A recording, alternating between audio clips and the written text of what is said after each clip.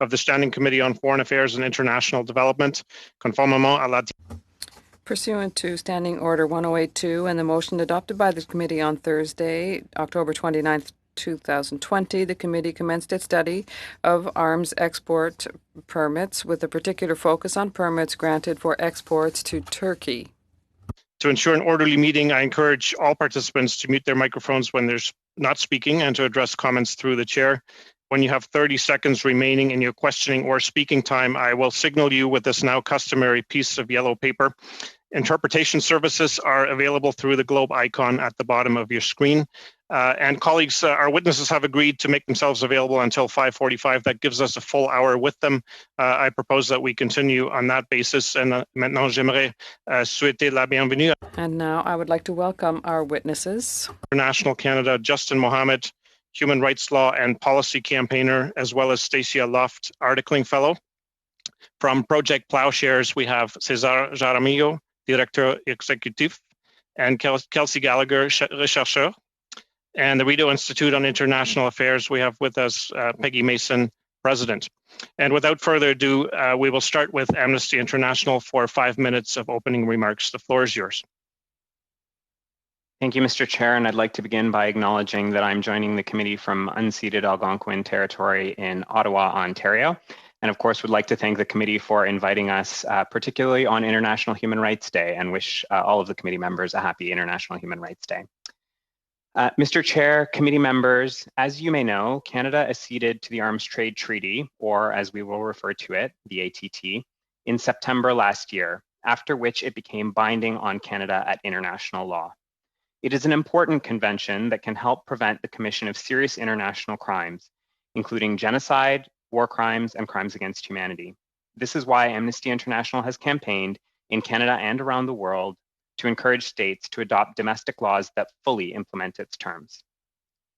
Amnesty International is encouraged by this committee's decision to study controls, protocols, and policies around the granting and freezing of arms exports.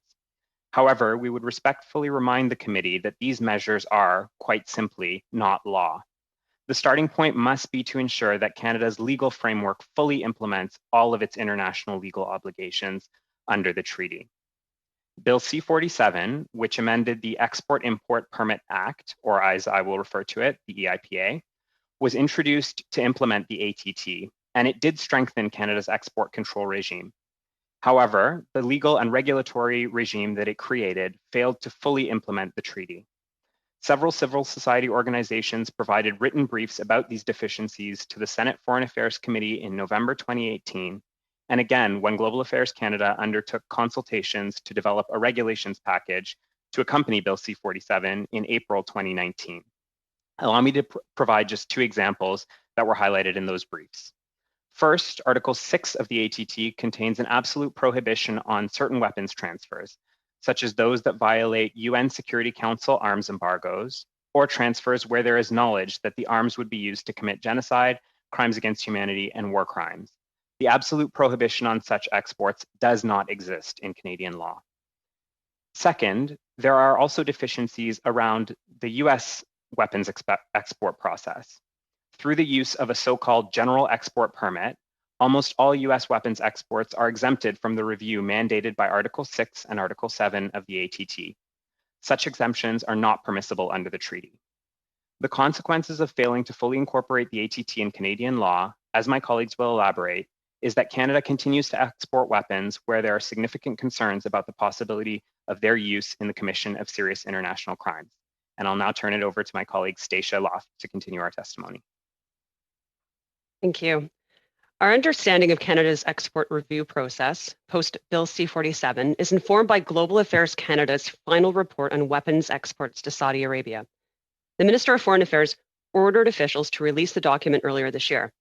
While this exercise in transparency is to be commended, the final report displays serious gaps in Canada's export evaluation process. First, the final report improperly suggests that the definition of substantial risk should consider whether a pattern of repetitive behavior can be identified with respect to human rights violations. This is not the correct metric under the ATT. The prospect of risk is, and what needs to be considered. While the pattern of repetitive behavior could be an indicator of risk, It is not determinative of risk. It indicates a higher threshold than the treaty requires. Second, the final report did not rely on reports authored by human rights or civil society organizations, which have long documented Saudi human rights violations and possible violations of international humanitarian law. It was also selective in its treatment of the UN Group of Eminent Experts report from 2019. Finally, the report made errors in interpreting international humanitarian law. For example, the report is dismissive of concerns about sniper rifles, saying that they are intended to support precision targeting and thus less likely to result in civilian casualties. While a sniper rifle is a permissible means of warfare, this does not mean that the methods of their use have been compliant. A sniper rifle in the hands of someone using it to target civilians is no less an international humanitarian law violation. If this is the rigor that is applied to questions of international humanitarian law when Canada conducts arms exports, it is undoubtedly lacking. So why does Canada need a more rigorous export control system, specifically one that fully implements the ATT? The Saudi case is illustrative. Saudi Arabia's human rights record is beyond debate. It is an established violator of human rights both domestically and internationally. These acts all raise questions if such a record does not constitute a risk of Canadian weapons being used to commit serious international human rights and international humanitarian law violations, then what does? In conclusion, Amnesty International offers two recommendations for the committee's consideration, and I will be brief. First, Canada should amend its domestic legislation to ensure that it is fully compliant with all of the terms of the ATT. In the interim, the Governor and Council could enact regulations that would give those obligations the force of law. Second and finally, Canada should reassess export permits where violations of international humanitarian law, international human rights law, and gender-based violence have been alleged by domestic and international investigative bodies or by human rights and civil society organizations. Now, thank you. Thank you very much, Mr. Mohammed, Ms. Luft. We will now turn the floor over to Project Plowshares, also for 5 minutes of introductory remarks, please. Thank you very much, and thank you for the opportunity to present before this distinguished committee. Distinguished members of the committee, contrary to government claims, Canada does not have one of the strongest export control systems in the world. This is not a matter of opinion or interpretation. The annual reports on Canadian military exports prepared by Global Affairs Canada confirm an unassailable fact. Today, most Canadian arms exports help to sustain autocratic regimes, to perpetuate armed conflict, or to enable the violation of human rights. A recent example concerns Canadian military exports to Turkey. Optical sensors produced in Ontario by L3 Harris Westcam have been found in numerous other conflict zones, including Syria, Iraq, and Libya. Most recently, they were used by Azerbaijan in attacks against Armenian targets in Nagorno-Karabakh. These exports pose a substantial risk of violations of human rights and international humanitarian law. In the case of Libya, they constitute a blatant breach of an arms embargo imposed by the United Nations Security Council. Canada's suspension of arms exports to Turkey following reports of misuse was welcome and necessary. But if recent history is any indication, it could be short-lived. This was the fourth time in just over 3 years that Canada has announced the suspension of export permits to a country accused of violating international law. Two of the incidents involved Saudi Arabia, the top destination for Canadian arms exports, and one of the worst violators of human rights on the planet. Each time, the suspension was eventually lifted when the media scrutiny had died down. In the case of the Saudi exports, the suspensions did not stop a single export because they only applied to future permits. The troubling reality is that the Canadian arms industry has become alarmingly linked with disreputable regimes that are engaged in some of the world's most devastating conflicts. We are aware that this view clashes with the carefully crafted government discourse on the high standards of rigor and transparency that purportedly inform Canada's arms exports decision. But the evidence is sturdy and compelling.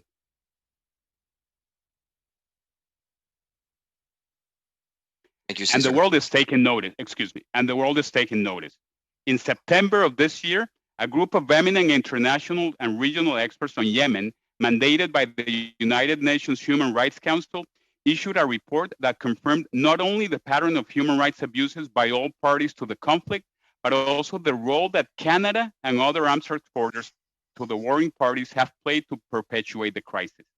There is a clear gap between rhetoric and practice around Canadian arms exports, and it is high time for strict parliamentary oversight of this important aspect of Canadian foreign policy. A place to start might be the establishment of a subcommittee of this Standing Committee of Foreign Affairs and International Development to ensure compliance with domestic and international law, including Canada's obligations under the Arms Trade Treaty. Now I'll give the floor to my colleague, Kelsey Gallagher. Thank you, Cesar. And thank you for having us today. Members of the committee, in recent years, Canada has exported large volumes of Canadian-made L3 Harris Westcam surveillance and target acquisition sensors to Turkey for use by the Turkish military. These sensors are primarily attached to the underside of aircraft, including drones, and are used to surveil potential targets on the ground. However, they should not be mistaken for mere cameras. The variant of Canadian-made sensors exported to Turkey, the Westcam MX-15D, is also fitted with a laser designator. This component directs munitions towards their targets and is vital to launch modern airstrikes. The majority of Canadian-made sensors exported to Turkey are used on the Turkish Bayraktar TB2 drone and have seen extensive use in combat across several conflict zones. Turkey has also provided them to allied actors in Libya and Nagorno-Karabakh. Turkey's provision of Westcam sensors to its allies is a textbook example of diversion, which is the illicit transfer of weapons systems to unauthorized users. The case of Canadian weapons being diverted to the conflict in Libya is particularly troublesome, as this also constitutes a breach of the almost decade-old UN arms embargo against that country. Diversion is prohibited under the Arms Trade Treaty, to which Canada is a party. As such, the Government of Canada is obligated under international law to stem the illicit diversion of weapon systems, which would indisputably apply to the case of Turkey. Whereas Canada's temporary suspension of arms exports to Turkey is a step in the right direction, the move is long overdue. According to a UN report published last year, since at least May 2019, Turkey has been diverting drones to Libya, including the Bayraktar TB2 that is invariably equipped with Canadian-made Westcam sensors. These findings alone should have made clear the substantial risk associated with these arms exports. Given Turkey's brazen behavior in Libya, it should have come as no surprise to Global Affairs Canada that the same Canadian weapons would also be found illicitly fueling the war in Nagorno-Karabakh. By all accounts, Turkey's provision of weapons to Azerbaijan substantially influenced the outcome of that conflict. To satisfy its obligations under international law, the Government of Canada should move to fully cease the further export of such weapon systems to Turkey, or run the risk of non-compliance with the international arms control frameworks it has voluntarily acceded to. Thank you. Thank you very much. And our final set of opening remarks goes to the Rideau Institute on International Affairs. Ms. Mason, the floor is yours for 5 minutes, please.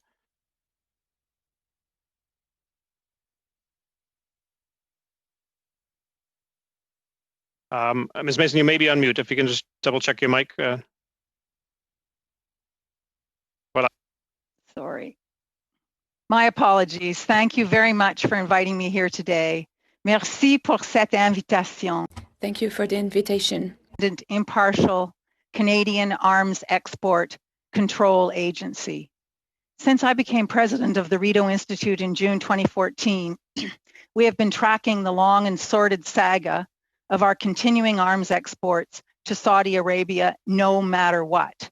These exports have continued despite heinous internal repression in the Saudi kingdom, state-planned assassinations potentially reaching onto Canadian territory, and the ultimate black eye, a UN human rights expert report explicitly naming and shaming arms exporters, including, and I quote, Canada, Iran, and the UK, for, quote, perpetuating the conflict in Yemen, unquote, and the almost incalculable human suffering it has engendered there. But alas, there is much more. As you have heard, Project Plowshares has exhaustively documented evidence of Canadian drone technology exported to Turkey being used in conflicts in Libya, Syria, and Iraq. the allegations of Turkey transferring this equipment to armed groups in Libya, contrary to a decade-long UN Security Council imposed mandatory arms embargo, are particularly shocking. And then there is Nagorno-Karabakh. We have seen a cynical pattern of global affairs suspending new export permits under the glare of media scrutiny, announcing an internal investigation, and then lifting the suspension when the media hype dies down, all the while, in most cases, continuing the actual exports anyway under existing permits. The Global Affairs report justifying the lifting of the latest Saudi arms permit suspension even argued that, despite repeated calls by UN experts for all countries to cease their arms exports, Canadian arms were somehow not implicated.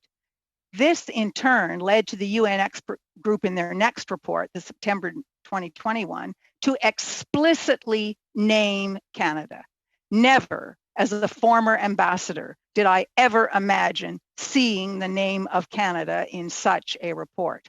So I asked the question, what is the point of global affairs investigating itself? There is an obvious conflict of interest because Global Affairs Canada is pursuing two contradictory policy objectives: enabling sales of weapons to foreign buyers on the one hand, and adhering to international and national obligations designed to protect human rights and international security that require strict limits on those sales on the other. In addition, when the minister announces an investigation by Global Affairs, he or she is really asking officials to determine whether they gave him or her bad advice the first time round. How likely are they to do that? The new regulatory framework in place that allowed Canada to accede to the Arms Trade Treaty puts hard legal limits on the discretion of the minister to approve exports. But the problem is not these provisions as written. The problem is the law as applied, or more accurately, as not applied. How can the government of Canada be compelled to act in accordance with Canadian law? Currently, the only recourse citizens have aside from the Court of Public Opinion is to take the government of Canada to the federal court. But such proceedings are lengthy and expensive and necessarily after the fact. That is why we need a new independent agency to impartially administer our arms exports in full accordance with Canadian and international law. The arguments in favor include no conflict of interest on the part of the administrators between trade promotion and respecting human rights, UN arms embargoes, and other Canadian legal obligations. Officials not being asked to review their own past recommendations. Independent expert legal advice based on all available evidence together with other requisite expertise guiding the decisions. And a House of Commons committee could be mandated to provide parliamentary oversight as recommended by Project Plowshares here today.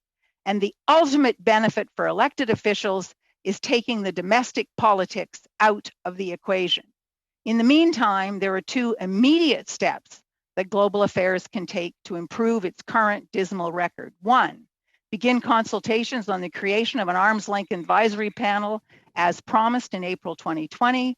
And two, mandate an independent expert legal opinion on compliance with Canada's international legal obligations as an integral part of the current Global Affairs export permit application process. Thank you very much. Thank you, Ms. Mason. We will now go into our first round of questions, and these are 6-minute series, and the first of them goes to Mr. Chung. Please, the floor is yours. Thank you, Mr. Spengeman. I'd like to talk about the authorities under the Export and Import Permits Act. My understanding, and like Ms. Mason and the witnesses from Project Plowshares to comment on this, my understanding is that a number of years ago, these authorities were delegated into Global Affairs and below the ministerial level, and that several years ago, those delegated authorities were revoked, and it was put back into the minister's office. Do you have any information on that, Ms. Mason or Mr. Jaramillo? or Mr. Gallagher? If I might respond, well, I was involved in the last update to the export control guidelines in 1986, when under the Mulroney government, and at that time, the export permits, unless they were very uncontroversial, had to go to the minister's office. Okay. So, as far as I'm aware, it is quite some time that there is a requirement, for the minister to approve the permits. Anybody from Project Plowshares on this? Yes, thank you, Mr. Chung. That's an excellent question. The minister used to have almost full authority to authorize any and all exports to any destination, regardless of the human rights record of the recipient. Recently, as part of Bill C-47, which is the legislation that was getting Canada ready to accede to the Arms Trade Treaty, that changed in a positive way. There is something now called the Substantial Risks Clause, whereby if the minister in the risk assessment, Global Affairs Canada, determines that there is a risk of misuse of a certain export, now the minister not only has the option, but indeed the obligation to deny such export. So we're in a much stronger position now. But as my colleague Peggy Mason from the Rideau Institute said, that is the law. But there remains a gap between the law as written and the law as implemented. It is the implementation of the law where we see severe shortcomings. So to be clear, your understanding is that the authorities are no longer delegated, that they are with the minister. That is correct. That is our understanding. Another quick question to follow up on that. Do we know what happened with the risk assessment conducted by Global Affairs officials in respect of these arms exports to Turkey? Do we know what the conclusion of that risk assessment was? Whether it was to recommend the permits be approved or to recommend that they be denied? If I can respond first, so far as we are aware, it's still ongoing. We actually haven't heard anything about the investigation. The last we heard of the investigation was the Globe and Mail report on October 30th. Yeah, I'm not referring to the investigation. I'm referring to the original risk assessment that would have been conducted by officials before the minister signed off on the permit. Again, an excellent question about which we know nothing, because that really is the... We don't either. That's why I'm asking. Yeah. And but there's another aspect to this, and that is the fact that it was against the backdrop of a full embargo by Canada. Yeah, I understand that. Somehow, so my second quick question is, why did the government on April 16th, I believe it was, change its suspension of all arms exports to Turkey? Officials will have to answer that question because no public information has been given, and we haven't got it either. That's why I'm asking the question. I have another question. In Project Plowshares report, I noted that Canadian military exports to Turkey rose from $4 million in 2016 to $152 million last year. I know you don't know exactly the makeup of that, but is it safe to assume that the vast majority of that is these optical systems from Westcam Industries? Yes, that is our understanding. And we can judge that by looking at the annual report on military exports, which is tabled annually on May 31st. The majority of exports to Turkey are under ECL category, Group 2, Category 215. Which relates to optics, imagery, that sort of thing. Another quick question on this. I would like your expert opinion on how much of a game changer these drone systems were in the recent conflict in the Caucasus. Were they a minor player in what happened, or were they a significant change in the balance of power in the region? So they were widely reported to be, at least the drones they were used on, right? Because that's the majority of the reporting was on the drone, the Bayraktar TB2. The TB2s provided via Turkey to Azerbaijan were widely reported to be a game changer, right? This allowed Azeri forces to strike farther than they could very quickly, and Armenian forces, to my reading, didn't really have much of a chance to defend against it. So from the outset, this was a shift in the conflict. Okay, thank you. Ms. Mason, do you have a comment on our view an expert opinion on these drones in the recent conflict? I don't have any. I would just echo what has been said by Project Plowshare's representatives. Thank you. Thanks very much, Mr. Chung. The next round goes to Dr. Fry again for 6 minutes, please. Thank you very much. I must say that each of your reports are very detailed, and they speak about legal obligations, especially when you look at Turkey, which continues to divert arms sales, and then they're prohibited from doing this. Now, I am not trying to say that Canada has nothing to do with it, but the NATO countries that continue to allow Turkey to violate the ATT, what is the role of those countries in looking at Turkey's violation?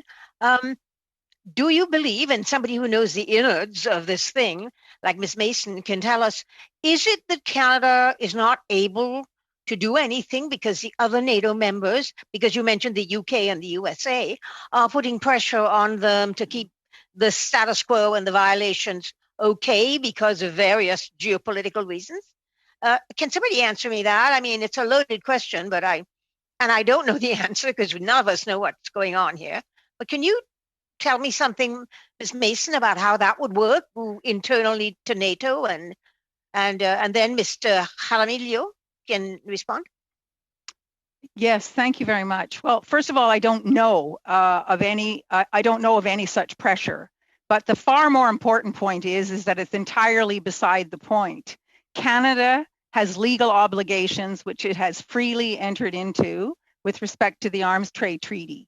It also has obligations which have been imposed by the UN Security Council when we're talking about arms embargoes. And Canada has to, it is the responsibility of the Canadian government to adhere to Canadian and to fully implement Canadian law. So one, I haven't seen any. I mean, as a practical point, NATO countries are all over the map with respect, to Turkey.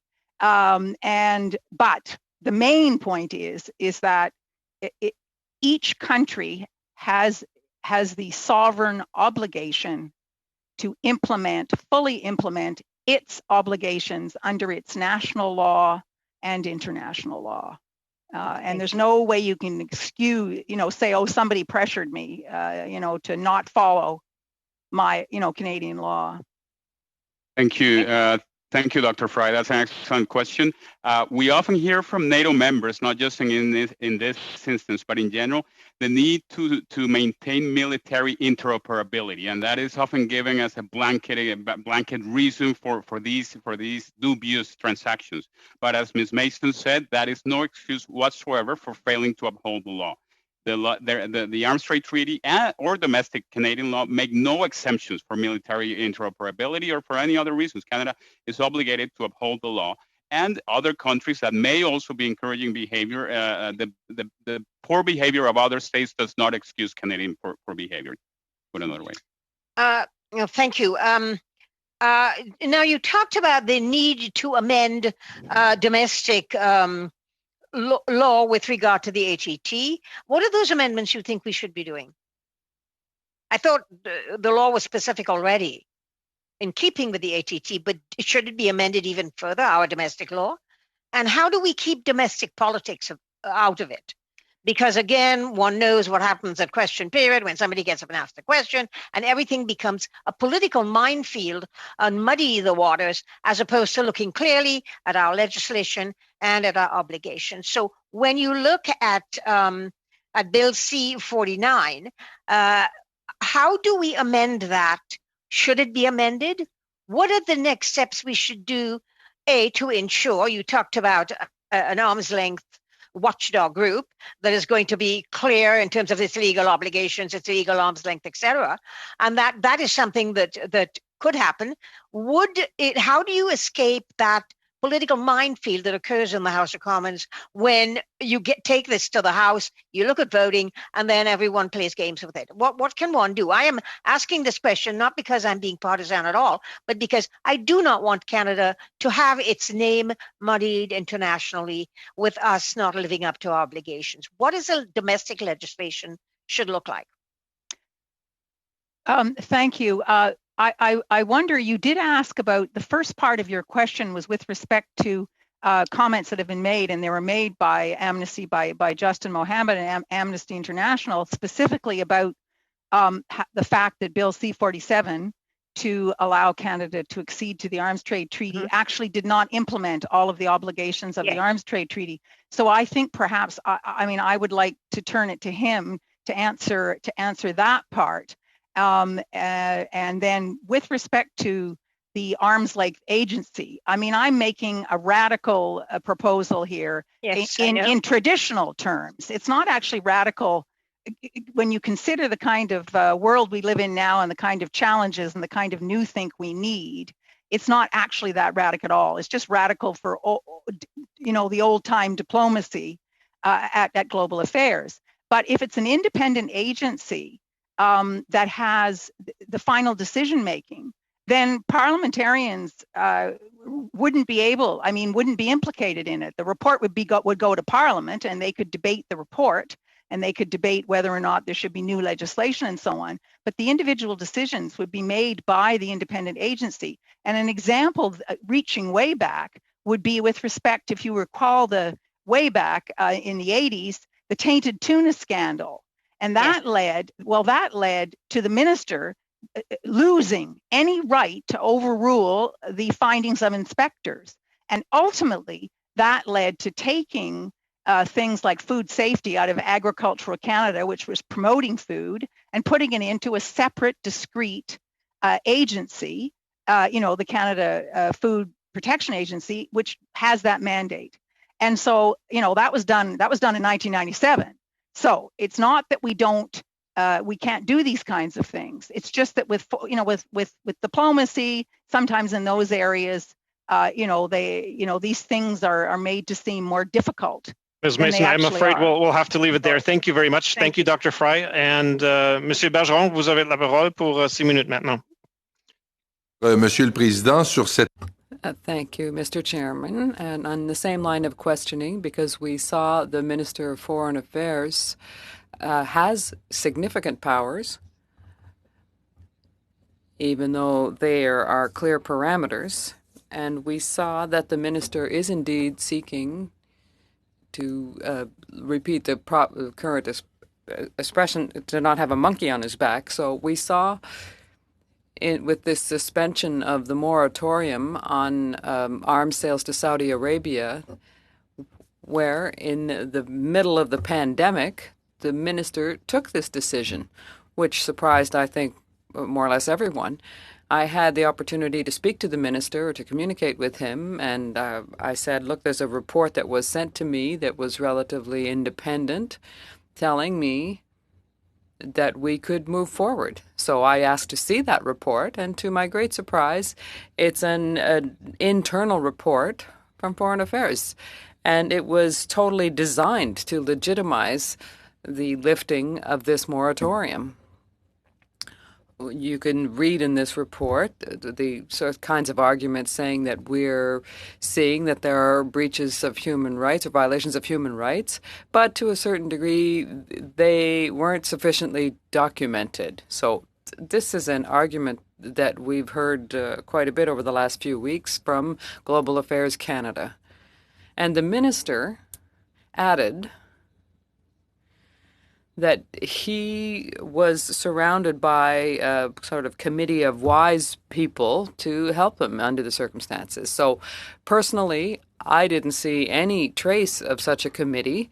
And did I miss some episode here? And I'm speaking to all of the witnesses here. Were you informed of this so-called committee of wise men and women who advises the minister as to the decisions that he's supposed to take regarding the sales of Canadian arms?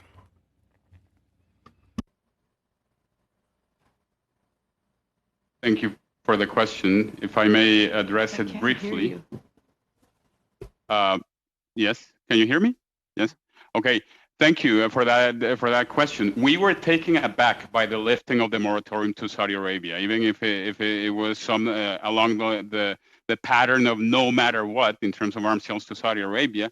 Like you said, it was a decision taken in the middle of a pandemic. It was taken nearly 2 years after the brutal assassination of Jamal Khashoggi by Saudi authorities in Istanbul, at the consulate in Istanbul. It was taken shortly before Canada joined a United Nations Security Council appeal for a ceasefire, and shortly before Canada lost its bid for a seat at the United Nations Security Council. So taken together, really, I mean, there is something to be said about the rationale for this decision, for this ill-advised decision, when the risk of exports to Saudi Arabia are clear and present. So I would echo the words of Ms. Mason earlier when she said that these arms exports seem to be a deal no matter what, whereby every red flag, every possible red flag has been raised, and the government consistently continues determined to honor this ill-fated deal.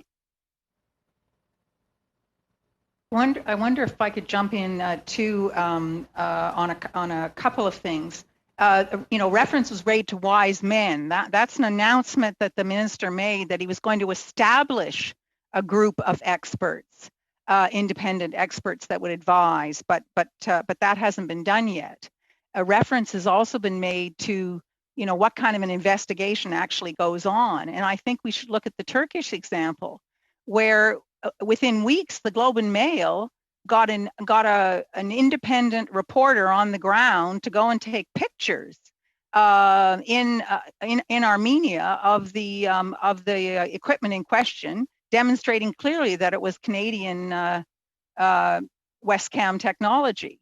And when Global Affairs was asked if they had sent anybody, they hadn't. And then they were asked if they were going to send anybody to check it out, and they wouldn't commit to it. So the reports say they don't have any evidence. There hasn't been any evidence on the ground that they could find. But so far as we can tell, they don't even make an effort to find that evidence, and they certainly don't accept the documented evidence presented by international organizations. Like Amnesty International and Oxfam and so on. If I might just add one further comment on the question of the final report that is being raised, I think it's important to recognize, number one, that as a matter of Canadian law, the discretion around this, the analysis that's to be conducted, if you look at Section 7 of the Import-Export Permit Act, does leave that with the minister. So the idea of having some kind of committee advise the minister may be academically interesting, but we have no details about what the minister intends to do with that information and how exactly it will intersect with his obligation under the terms of the EIPA, the Canadian legislation. And the second thing to mention about the final report is that this is our first insight into the substantial risk test, which is something that my colleague had mentioned. And I would encourage committee members to have a look at the annex to that report, because it does talk about how Canada is to interpret. It gives us a first indication as to how officials are interpreting the question of substantial risk. If you look to the annex of that report, you'll notice that there are entire sections that are blacked out, that we don't have any more understanding about how exactly the government intends to use this criteria. And as my colleague has already pointed out, the final report itself has many troubling references to the notion of repeated use. Well, that is not the risk analysis that is envisioned by the ATT, or for that matter, by the EIPA in Canadian law. Merci beaucoup, Monsieur Bergeron. Thank you very much, Mr. Bergeron. Again, for 6 minutes, please. I didn't hear you, Chair, but I assumed you were referring to me as having 6 minutes available. Yes, thank you very much. Thank you to our witnesses for your evidence on this very crucial topic. We have, of course, the obligations under the ATT and the obligations under the legislation. And as has been pointed out, there are some differences. The first thing I'd like to ask, though, before I get to that, is we're talking here in the case of Turkey about drones and drone technology. And we know that the that we don't need to see, by your analysis, patterns of violations to establish a substantial risk, but just the substantial risk itself. Is the drone technology per se involve a substantial risk of violations of international human rights obligations or obligations under the treaty? And I invite you all to have a quick yes or no, I guess, on that, because I think in some cases it's regarded as being a violation. Surely the case of Libya, where it's an embargo situation, yes, of course. But does that have to be assessed on a country by country basis, or does it have to be have serious end user requirements or knowledge before it can be assessed? Perhaps starting with Amnesty International.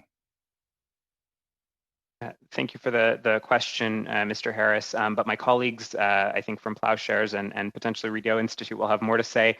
The one thing that I would just mention that's important in that connection, I think particularly in the Turkish context, is Article 7.7 of the ATT, which talks about the notion that even after an export has been granted, the notion that the state party should then continually renew more information as it comes out. And I think that's one of the useful pieces that would come in the Turkish context. That's a subsequent question that I want to get into, and that's part of the requirements of the AT&T, but is not in part of Canadian law. So I think that's something important.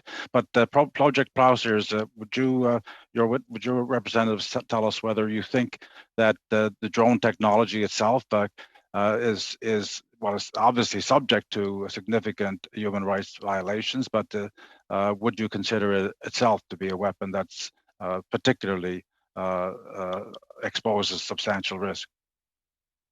Yes, with the caveat that exports need to be assessed on a case-by-case basis. So the technology alone paints part of the picture, but you need to look at the nature of the recipient and any related precedents that would paint the full picture around risk. Thank you. Yes, and just to add to that, I would agree. I mean, this is a case-by-case basis, but it is exported as a weapon, and it certainly is a weapon. And once again, just to touch on a point I made earlier, this technology is critical for the recipient to be able to launch modern airstrikes, right? So without these, the drones that Turkey was using in Libya, in Nagorno-Karabakh, in Syria, in Iraq, they would be incapable of launching modern airstrikes as we know them. So not only are these exported as weapons, but they should be seen as proper weapons due to the capabilities that they bring to the table. And of course, they also have the ability to hover or stay on point and identify targets for ground forces or other artillery forces as well. So they can be implicated in other violations, even if they're not directly engaged in attacks that themselves violate international human rights obligations. I think that's another factor about drones that's been brought to our attention. On this issue, I think that satisfies me on that. But I am concerned about the idea of the requirement of states to reassess an existing permit when new information becomes available, because in October 2019, when Canada suspended the arms exports permits to Turkey, that just the granting of new ones, as you pointed out, but not interfering with existing permits. We are told that there were already 15 permits in existence covering as many as 60 cameras, including replacements of them if they happen to be damaged, and that wasn't interfered with at all. And it appears that these cameras were still being exported even after the April of 2020 further suspension of arms exports to Turkey under the previously granted permits. That would, can I ask you whether that itself would be a violation of the Arms Trade Treaty per se, as opposed to Canadian law in particular? Mr. Well, I would direct that at the witness from, well, anybody can answer that actually who wishes to do that. If I could jump in first. Yes, okay, Ms. Mason. It is a standard. I mean, the most basic part of an export permit is an authorization to specific users for specific purposes. So if either of those conditions are breached by diversion to an unauthorized user or an unauthorized use, then that is the breach of the terms of the export permit. And therefore the government has the authority, has the full authority and actually the obligation under the ATT and Canadian legislation to stop further exports. Even under existing permits? Even under existing permits. And in fact, this business of keeping existing permits going is very unusual. All of the other countries, and most of them with respect to Saudi Arabia, most of our allies actually have suspended exports. They've actually suspended the exports. Belgium, for example, doesn't export the turrets that go on the armored vehicles, Canada's armored vehicles, the LAVs, doesn't export them to Canada because Canada will export them on to Saudi Arabia. It's a blanket prohibition on Belgium exporting those turrets to Canada so long as the situation is what it is in Yemen and Saudi Arabia. So this business of Canada only saying it has a moratorium, but it really doesn't because it's only new future permits, is really very, very troubling. And it's not the standard practice of others. Ms. Mason, we'll have to leave it there. Thank you very much, Mr. Harris. We will now go into our second round, and the opening series of that round for 5 minutes goes to Mr. Morantz. Thank you, Mr. Chair. And thank you all for being here today. In my short time in Parliament, I was elected in October of 2019 and attending these committees. I don't think I've heard a more damning round of testimony from witnesses regarding the behavior of our government. A government that prides itself on its transparency in all aspects of its conduct. It strikes me that this is really the root of the problem here because we don't know why the export permits for the latest round of the Westcam drones to Turkey was approved. We do know that there's a conversation with the Prime Minister and President Erdogan in late April, and after that, permits were approved. But what I'm struggling to understand is we know that there was an issue with diversion already. These Canadian drones wound up in Libya. Over a year before, Canadian drones that were sold to Turkey also wound up in the Nagorno-Karabakh conflict. If risk assessments are to be taken seriously, how is it possible that the federal government would approve the sale of these drones to Turkey again, knowing that Turkey had already, as a NATO ally, violated the terms of the agreement by diverting technology to Libya? Maybe Project Plowshares could have at that one first. Absolutely. We don't know the details of the risk assessment, but I would, and thank you for your question, Mr. Morantz, but I would emphasize that we do know without a doubt that they have been diverted. I want to emphasize this point, that this is not a matter of opinion or speculation or interpretation or trying to stretch the perceived evidence. This is a watertight case. They have been diverted, period, full stop. In fact, we're surprised that the investigation is taking so long and they haven't come back with a decision on what's going to happen. But you're right. This should have been caught at the risk assessment stage because there was a precedent, and these exports that have now been found in Nagorno-Karabakh should never have happened. So we have the only conclusion we can arrive at we've been following the Canadian arms exports for more than 30 years. We have attended every conference of the Arms Trade Treaty, is that we have a very flawed risk assessment process. And anyone who doubts that notion that we have a flawed risk assessment process should ask him or herself, how can you be selling arms to Saudi Arabia, one of the worst violators of human rights on the planet? How come you selling arms to Turkey, which is a known to be diverting these weapons, and not have a flawed risk assessment process? Because these instances set the bar impossibly low. Yeah, but it's clear that it was, the writing was on the wall after the diversion to Libya, so it's just very curious. And maybe we'll get the minister back at some point to ask him how that happened. It's a real curiosity. Just out of curiosity, with this whole issue of diversion, Turkey's a NATO ally. I suspect they're not happy with us that we stopped issuing export permits at this point. But like, how widespread is the problem of diversion? How do other countries deal with it? Is Turkey the only country that we know is doing it, or are there other NATO countries that are buying arms and selling them into other conflict areas? If I can jump in, yes, diversion isn't necessarily super uncommon. And it has negative impacts. The proliferation of weapons obviously has negative impacts and is a fuel to conflict. However, other countries, allies of Canada, have gone above and beyond to try and stem the threat of diversion, and we've seen some positive examples how to do this. Other states parties to the ATT. So an example we could look at is with a regime of post-shipment verification. So for instance, Germany and Switzerland have an instrument where kind of baked into their authorization when they're authorizing export permits, there's a clause essentially where if risk is interpreted, then officials from the company or from the country exporting the weapons can go to the recipient and essentially check in and do an on-site investigation to make sure that everything is sound. That is one step immediately that Canada could take to kind of bridge this knowledge gap, because as my colleague Cesar was mentioning, this was an abject failure in Canada's risk assessment. And if civil society can dig up examples of diversion occurring from Waterloo, Ontario, then certainly global affairs with umpteenth time our resources could also do so.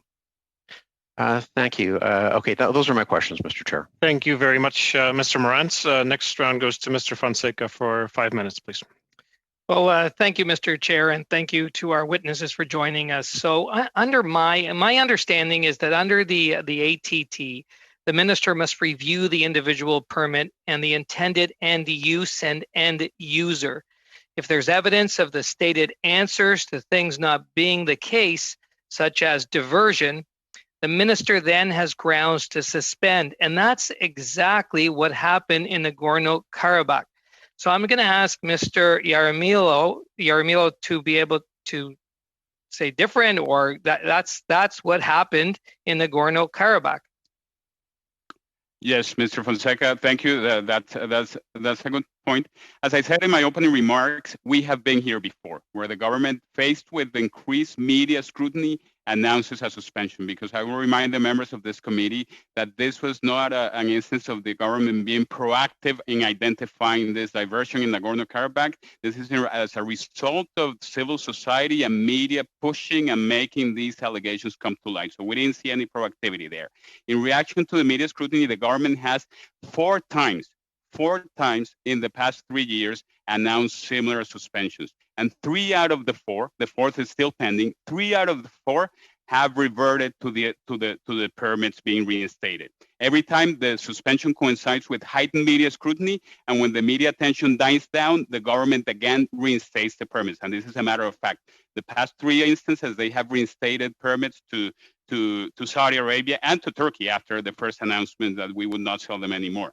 So we're at the 4th instance, so we have to take this suspension with a grain of salt. And this is not a matter of bad faith. It's simply of looking back at the recent precedent. Every suspension is eventually reinstated.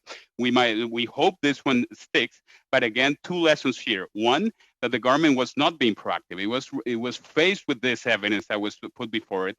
And secondly, that every similar occasion in recent years has not held. It has resulted in going back to the exports being reinstated. So we hope that this is not the case with the latest announced suspension. Well, Mr. Jaramillo, and I hear you, but the minister suspended them on October 5th, and the Globe article came out on October 30th. I don't have my dates in front of me. That's the dates I have, that the minister suspended on October 5th. The Globe article, the media, as you're saying, came out on October 30th. Right. Well, I can't comment educatedly on that because I don't have my timeline in front of me. There have been several media reports, and there has been reports by civil society related to arms exports. I'm just trying to clarify the timeline. That was the timeline. Also, Mr. Jaramillo, I want to thank you. Earlier in in some of your remarks to some other of the questioners, you mentioned that we're in a better position today. Can you expand on that we are in a better position today? Yes, one of the great benefits of the legislative process called Bill C-47, leading to the Canada's welcome accession to the Arms Trade Treaty, was the substantial risk clause. 2 words, shall not. As a result of this inclusion of the substantial risk clause, now it's not optional. It used to be that the government had an obligation to consider certain factors, but as long as the factors were considered, the minister, he or she, could basically authorize exports anywhere. Now the minister has a legal obligation. If a human rights trigger is identified, then the minister shall not authorize those shipments. So we are in a stronger position now because the minister, again, has the obligation to deny certain export permits. Now, the extent to which this is or will continue to be implemented remains to be seen. Thank you, Ms. Mason. So the United States under President Donald Trump, they decided to withdraw from the ATT, and it was never ratified through the Senate. So what are the prospects for greater universalization of the ATT in the near term and in the long terms? Well, of course, it'll be interesting to see what happens with the incoming administration, although it is the Senate that would have to approve, and so that that might be difficult.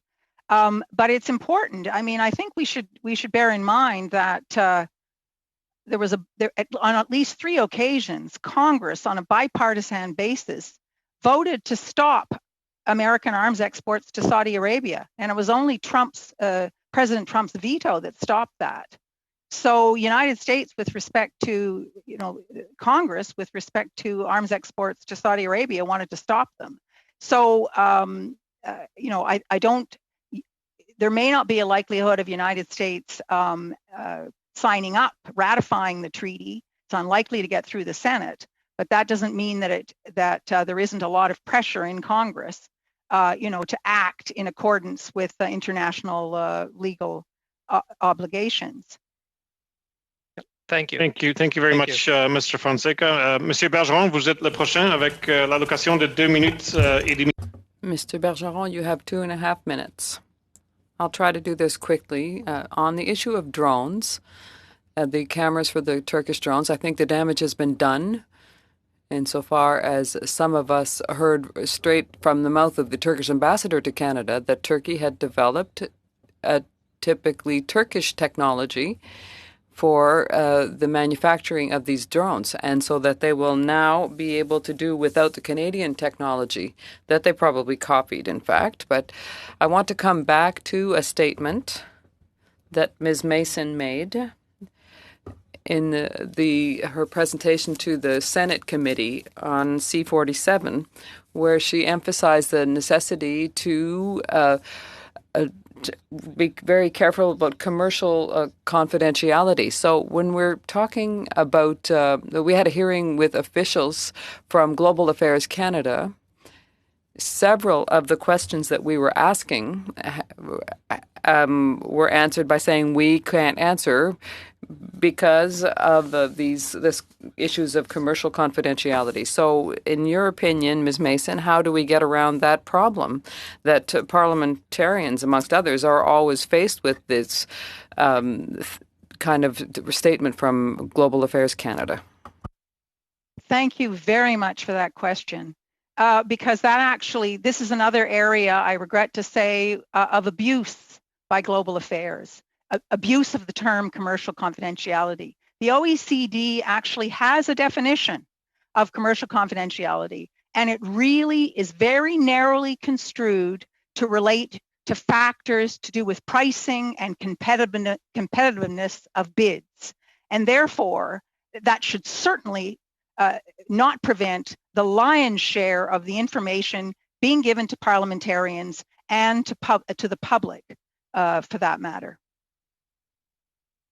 Yes. And that was used, of course, with Saudi Arabia. We weren't allowed to know anything. Well, it wasn't just that it was commercial confidentiality. Allegedly, it was a term of the agreement. One thing I do want to note right now, though, that doesn't get enough attention, and that is that in that report lifting the suspension the export suspension, the latest report, the April 2020 report on Saudi Arabia, the minister had one good thing to say, and that was that the renegotiated contract with Saudi Arabia removed the penalty. So there is the word is eliminated the penalty if the export breaches the authorized use of the authorized end user. So, and it also said that much more information could be given about the contract. So all in all, you should be able to get a lot more information. Okay. Merci beaucoup. Thank you very much, Mr. Bergeron. And my for 2.5 minutes. Once again, I didn't hear you, Mr. Chair, but I'm assuming you said I had 2.5 minutes to ask some questions, so I'll proceed to do so. This seems to be a regular phenomenon when it switches from French to English.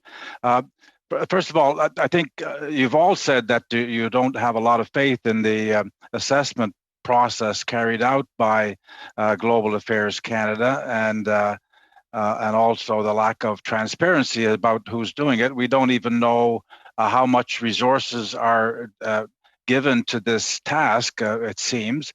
And the solution proposed by Ms. Mason and the Rideau Institute is that there ought to be an independent agency to do these assessments.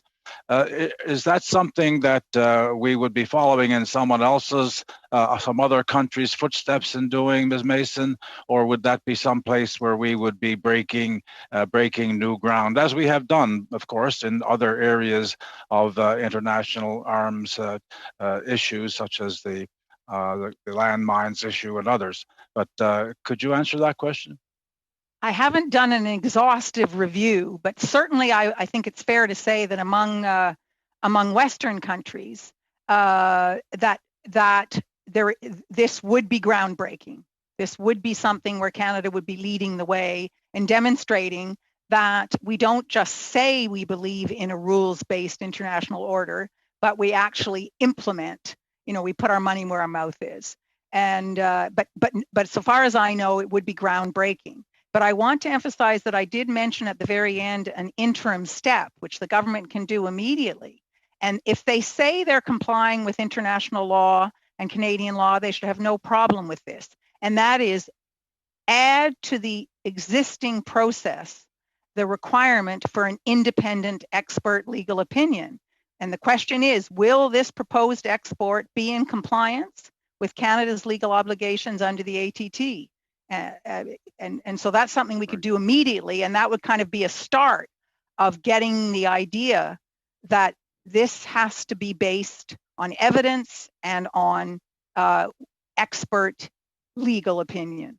And if I may, also in the interim, I agree with Ms. Mason, also in the interim, as I said earlier, our recommendation is that this very committee could establish a subcommittee to be apprised of these matters, because the risk assessment process is indeed flawed. It is reactive, and Mr. Fonseca, I mean, from September 22nd, the CBC, Canada accused of breaching obligations under the Arms Treaty before the decision was made. So already in September, this was in the media, which points to that flawed risk assessment. I think my time is up, and we would love to have another hour with you. Maybe we'll have to get you all back. Thank you very much, Mr. Harris. Chers collègues, cela nous amène à la fin de notre session. Colleagues, that brings us to the end of our session and almost to the end of the parliamentary year. For sharing their expertise and their insights with us this afternoon. J'aimerais également remercier notre merveilleuse. I'd also like to thank our wonderful House of Commons team, our analysts, our interpreters, our technicians and messengers. Committee and to our teams, thank you for your service and for your collaboration. I would like to wish you and your loved ones and all Canadians the very best for the holiday season. A happy Hanukkah, a Merry Christmas, a happy Kwanzaa, and very importantly, a healthy, happy, and successful New Year. Joyeuses fêtes à vous, à vos proches. Happy holidays to all of you and to your loved ones and to all Canadians. Happy Hanukkah, Merry Christmas, and we're... Thank you so much. Thank you, Chair. Thank you, colleagues. Thank you, Merry witnesses. Christmas, everybody. Thank you, everybody. New Year. Thank you very much. Happy See New you Year. again next year. Merry Christmas. Yep. Feliz Natal. Thanks, everyone. Yeah. Happy holidays. Bon fête. And happy Festivus. That also, The yes. holiday for all of us. Bon Happy fête. Festivus. Well said, Merci beaucoup. Hetty. Well said.